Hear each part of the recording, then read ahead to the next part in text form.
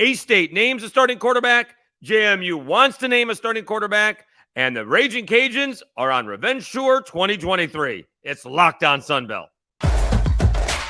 You are Locked On Sunbelt, your daily podcast on the Sunbelt Conference. Part of the Locked On Podcast Network, your team every day.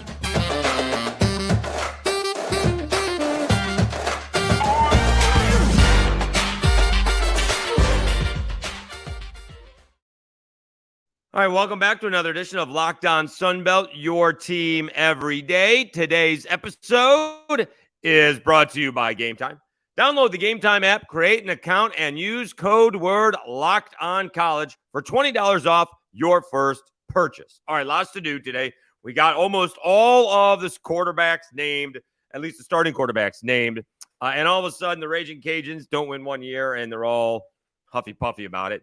Let's start off with Arkansas State because this young man is well-traveled. JT Shrout named your starting quarterback. I think that's who I was told was going to get it when they entered camp. That seemed to be the consensus among the Red Wolves folks there. But he has been at Tennessee. He went to Colorado last year, the last couple of years. Did play 9 games for the Buffs. 7 touchdowns, 8 interceptions, and obviously has Dion moved in and JT Shrout with his son, by the way, and JT Shrout moved on to Arkansas State, and Butch Jones named him the starter today. They have not the easiest of all schedules to begin with, right? They're opening up the season at Oklahoma at noon, at 11 a.m., by the way. We're getting a lot of game times changed. That's a nationally televised broadcast for a Sunbelt school, and it is at 11 a.m. on Saturday on ESPN. So we'll see if they change that at all. I mean, Arkansas went the other way. They had a 3 o'clock game, and they're going to start it at noon because the field won't be quite as hot, right? The field won't be quite as hot, although it's still kind of toasty at noon. But Arkansas State has a really, well, it starts off with Oklahoma. Then you get Memphis, which is nice. That's a nice ball game. You get Memphis, Stony Brook, and Southern Miss. You're at UMass, and all of a sudden UMass with a win against New Mexico State, and the line has gone from like 39.5 to 35 against Auburn. They're at Troy. They got Coastal at home, at Monroe, Cajuns at home, at South Alabama, Texas State, and Marshall. That is not an easy 4 ball games at the end of the year. That is quite the gauntlet with the Cajuns, South Alabama, Texas State, and Marshall. Whew, that's a tough schedule at the end. And I'm not sure if there's an underbelly here or not, right? I mean, Stony Brook, you want to get that win. I mean, they got a nice 3-game homestand, right? You're not going on the road for a month. You get Oklahoma at home. I'm sorry, Oklahoma in Oklahoma. I should say that September 2nd. And then your next road game is September 30th. I mean, that's pretty good, right? So you get Memphis, which is a nice rivalry game. That's pretty cool. Stony Brook is, FCS, and Southern Miss, you open up Sunbelt with 3 straight home games, and then Southern Miss. And then you're at Massachusetts, which, again, all of a sudden is not a for sure victory. We'll see how that goes. Maybe we'll find out that was more New Mexico State than it was UMass. Then you're at Troy. That's not easy. Coastal is obviously more difficult, and that's at home. You get UL Monroe. You got to travel to Monroe. And so where are these wins for Arkansas State? And this is the question we've been asking, when do the talent that Butch Jones has recruited, right? And he's heading into year 3. So if you get the first recruiting class, all right, they should be playing now. And this next recruiting class is going to try to get some experience. So if he's used the portal at all, maybe some of this younger talent can be sprinkled in with some of the transfers, and we can see some of that progress, right? When a John Summerall comes in and wins not only wins the division, but wins a conference in year number one, that makes things more difficult for Butch Jones, where the talent was or not. All right. And a lot of people think, including Phil Steele, think Texas State had a bunch of talent, wasn't being quite used right. And John Summerall made those adjustments. But same thing, Kane Womack, right? He coming off a 10-win season. Now, he only won 5 in his first season, then went on a losing streak after he said he was getting to a bowl game, maybe on my radio show. And they have a big ball game against Tulane. We've been through that. We'll go through more of those. We'll preview the games later on in the week. But when teams are turning things around as quickly as some do, and now we're into year 3, it does, I would think, put more pressure on some of the guys that have to turn things around. I mean, eventually you got to say, Butch, let's go.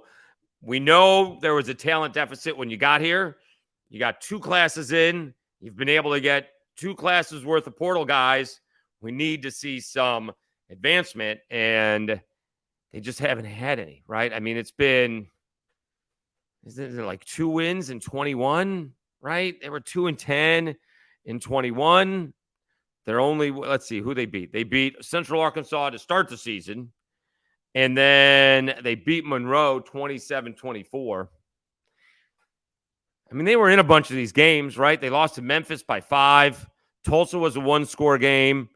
The Cajuns needed a ridiculous, 13-minute drive in the fourth quarter to put a score on the board. In fact, I don't think they put a score on the board. I think they got a first down and didn't give the ball back. All right, let me go back, because that is one of the old time, as much as Arkansas State doesn't want to remember that. It was a ridiculously long drive. Like Levi Lewis, 11 for 20, 122 yards, 1 touchdown. Chris Smith ran for 238 yards and no points in the fourth quarter. This was a ridiculous drive at the end of the ball game. Let's see here.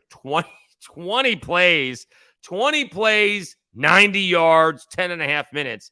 And Levi converted 4th and 1 at the 7. Montreal Johnson, I guess, did. I thought it was Levi in there, but Montreal Johnson did. Do you kick a field goal and give Arkansas State a chance to win the ball game? Or do you try and, if you don't get it, then all of a sudden they can go down and win it on a field goal? I guess scared money don't make money. So that was a 20-play, 90-yard drive. Incredible.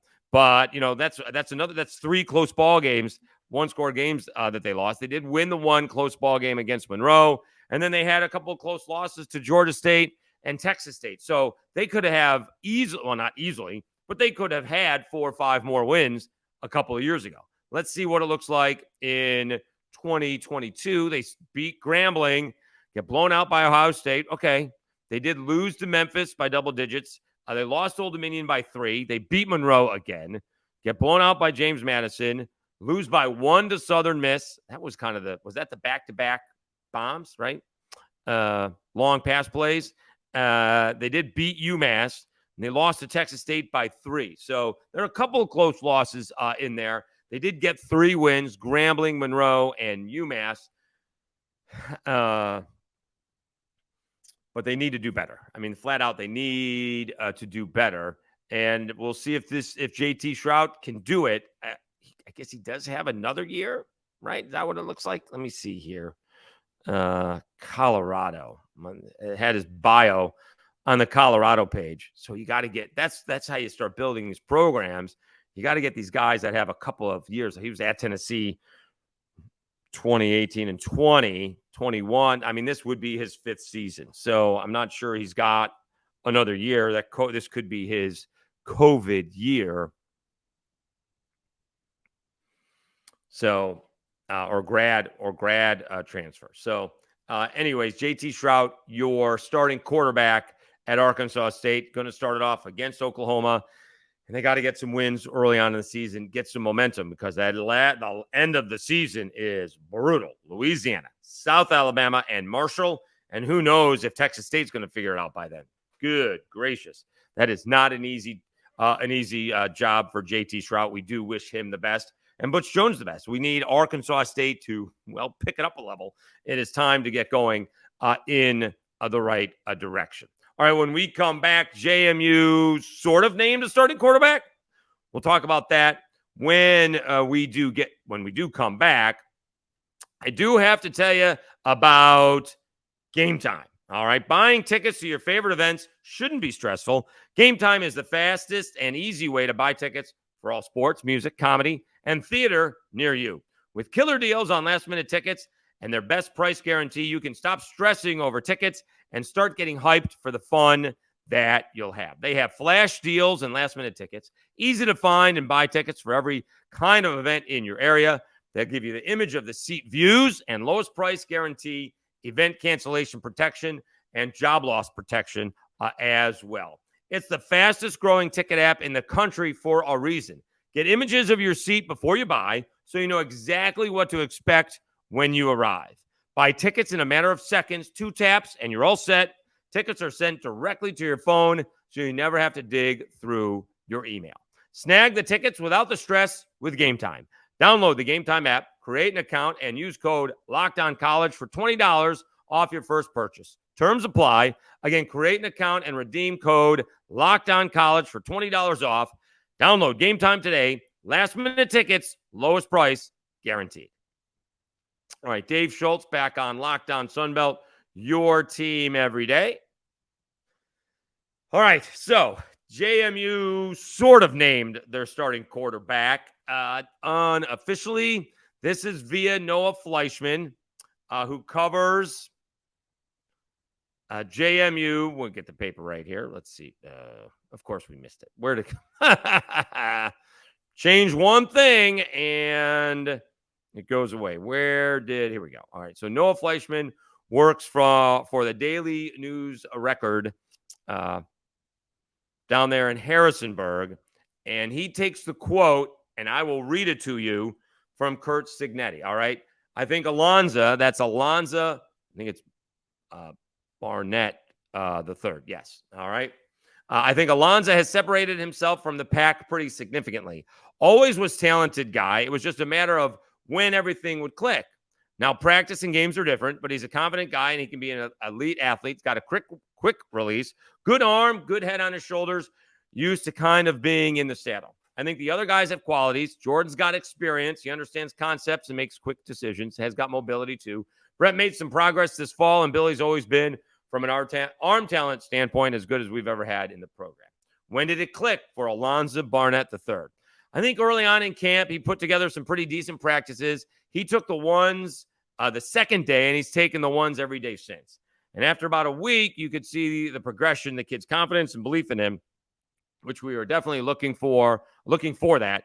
He's going to walk into a challenging situation here. We've got some tough contests on the road early in the season against some pretty capable teams, but he's got weapons around him. Just don't try to do too much. I have total confidence in Alonza, and the offense does too. All right, so Alonza Barnett III, redshirt freshman, is your starting quarterback for JMU. All right, he beats out who everybody thought was going to get the job, at least when things started, was Arizona transfer Jordan McLeod. All right, but it's going to the youngster. So the team that was picked to win the East Division, JMU, starting a redshirt freshman. The team that was picked second in the division, App State,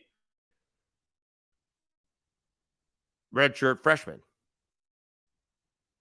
And so these guys are really young and being thrown into the fire. Let's check out JMU's schedule. As he indicated, it is a little bit difficult on the road to begin with. All right, so they do get Bucknell at home. Then, unlike Arkansas State, which got the 3 home games, James Madison's got the 3 road games. My goodness. At Virginia, at Troy, and at Utah State. They too will be on national TV, ESPNU against Virginia, and the Troy JMU game is on NFL Network. So he is absolutely being, I wouldn't say thrown to the wolves, but he's thrown into the fire That is for sure. They get a couple of games at home.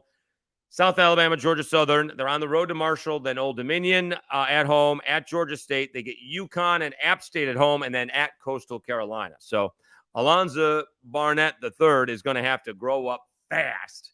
We'll see how he does against Bucknell, right? That's FCS. I don't think Virginia is that good. I think they're like 28, point underdogs against Tennessee this week. I think that's the case. So I don't think Virginia is all that good, and that's a nice ball game for JMU to have on their schedule. Remember, they were supposed to play that. Were they supposed to play that last year? Was that JMU? And unfortunately, we had the shootings on the campus there in Charlottesville. So they are playing this year instead. And yes, Tennessee is taking on Virginia. Tennessee's a 28-point favorite. I understand JMU is not Tennessee, but still, that's a lot of points. One Power 5 school to the next. So they have a shot. They'll have a shot at that, right? I mean, JMU is picked to finish first, but again, they're going to be tested. All right, put it that way. They're going to be tested out of those ball games. I mean, if you're JMU, obviously the big one is at Troy, right? I mean, if you lose to Utah State and you lose to Virginia, those are bummers. But you can still, they can't win the division. They can't win it, but they can still be finished first in the conference division, anyways, in the East. So maybe it's different for JMU because they can't win anything because of that stupid rule about moving up from FCS to FBS.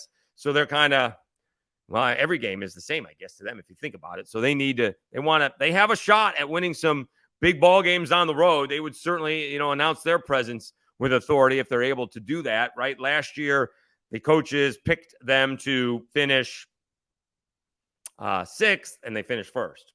Now, coaches weren't going to try and make the same mistake twice. We'll see if the freshman can be as dynamic as Todd Centeio was last year because he was really good. All right. Let's take a timeout. When we come back, apparently the Ragin' Cajuns have long memories. They're on Revenge Tour 2023. All right. Special thanks to everybody, continuing to subscribe. It's really ridiculous, right? I'm trying to get 25 more subscribers by Saturday at 6 p.m. Central Time. We're at like 170 for the month of August. That's tremendous. That is huge, right? In June, I was at 256. I got 170 in August. So thank you so much. The downloads continue to go well as well on the audio portion of the show. Remember, you can get them in Apple Podcasts, Spotify. You can find them really anywhere you do get your podcast from. Just search Locked On Sunbelt, and you'll be able to find it. So it's there Monday through Friday, your team every day. Thank you so much, and really looking forward to previewing the first week of the season. We will do that tomorrow and Friday. All right. And then we'll just recap them on Wednesday. On Monday, that's Labor Day. We'll still have an episode. You better believe that. I will do my picks probably Thursday and Friday. We can break it down a little bit through each game because I'm picking Coastal and I'm picking South Alabama. Straight up wins. They're both going to win. We hope. All right. Again, thanks so much for tuning in to Locked On Sunbelt, your team every day. I'm your host, Dave Schultz. Apparently, it is Revenge Tour 2023 for the Louisiana Ragin' Cajuns, right? They were the Eastern Division champs for 4 years running. Billy Napier won the division each and every time, right? 18, 19, 20, 21. Could not win the championship ball games. They could not win the Sun Belt. And they finally did it in 21. They did that, right? Napier's final season, they go 13-1. And then, so all of a sudden, you had a lot of turnover. We've talked about Levi Lewis was this great college quarterback, like 30-5 as a starter. But then you lost like Osiris Torrance, and 2 running backs went away. And Napier took more of the coaches than was first thought. And it was a big turnover. And unfortunately, right, wasn't settled in a quarterback. The offensive line wasn't settled. And the season did not go maybe as well as it could have. But I'm not, there were a couple of games, like we said, they could have beaten ULM. They could have beaten South Alabama. They should have beaten Troy. That's 3 more wins. That's a nice year, right? The only game that really got away from them, we're not counting Florida State, was Rice. That game kind of got away from them. All right. By the time they played Houston, they were banged up. All right. And so apparently a bunch of, players celebrated. Beating the Cajuns is a thing, right? And then maybe some coaches did as well. Mike Desimo was asked in the press conference earlier in the week, and he goes, I don't forget anything. All right. And he's also told the players, because they're the ones who made this public, that, if you're going on a revenge tour and you're going to talk the talk, you better walk the walk. All right. And as we mentioned, the Cajuns have this opportunity to get off to a good start with a road conference, with a conference road victory, with a road conference victory, with a victory in the conference on the road. They're taking on Northwestern State, but then you're going to ODU. You get UAB and Buffalo. Do they beat Minnesota? We'll see if Minnesota's any good. We'll see if the Cajuns are any good. But they absolutely could start the season 4-1. They could start the season 2-3. I don't think they're going to lose to ODU. But UAB, Buffalo, I think those games will be close. I don't think those games are going to be blowouts by any stretch of imagination. I do think the Cajuns are going to win, but I'm not sure they're going to be blowouts without the benefit of, a couple more turnovers than anticipated. And so all of a sudden, maybe you're 4-1 with a loss, hard-fought loss to Minnesota, and now you're 1-0 in the conference, and then maybe you're off to the races. All right, we will see how that goes. You do have some tough ball games, right? You're at Troy. You're at South Alabama. Those are not going to be easy. But it is interesting. Usually coaches kind of run away from the bulletin board material. Teams run away from the bulletin board material, not the Ragin' Cajuns. The Ragin' Cajuns are like, we're not happy. We feel disrespected. We're coming after you. It's a new trick. You don't see that very often. And they are flat out puffing their chests out and say, here we are. See what you can do this time. Because we're a little bit more organized. Mike Desimo is in his second year. Offensive line is put together. You got some running backs. You actually have some veteran wide receivers. You do have some tight ends. We'll see how the corners are, right? We're losing, Eric Guerrer, who unfortunately was cut last minute by the Titans. We'll see if he gets onto the practice squad. But you do have some talent there. Can they put it all together and put it together rather quickly? Because you get off to a good start. And again, some of these Sun Belt teams, right? South Alabama, they beat Tulane. They're certainly going to get, also receive votes if they don't get in. All right. And then if somehow they, beat Southeastern and then Oklahoma State, they're going to be in the top 20. All right. Just like that. And so all of a sudden, Sun Belt teams are going to get some props. Maybe UCLA goes out there and beats Coastal. And so people will not be afraid to start voting, for the Sun Belt teams, because there are a bunch of talented Sun Belt teams. Troy, the Cajuns, Southern Miss, Marshall, JMU, App. Some people think Georgia Southern are pretty good. All right. We'll see what happens with the Texas States and the ODUs. A lot of people are picking them towards the bottom, and then I've seen other people picking them going to a bowl game, which seems to be a little bit on the positive side, but that's okay. That's all right. All right, so we will start picking ball games Thursday and Friday. We'll start previewing the conference as we are, so close to week 1. All right, we are so close to week 1, and it is nice to see, a couple of big ball games with, again, UCLA's UCLA's hosting Coastal Carolina. They're probably not going to be, overlooking the Chanticleers after losing to South Alabama last year. And South Alabama's got those Tulane Green Wave in Yeoman Stadium in New Orleans. So it's going to be a great week 1. Thank you very much for tuning in to Locked on Sunbelt, your team every day. We will have a great day, and we will talk to you again tomorrow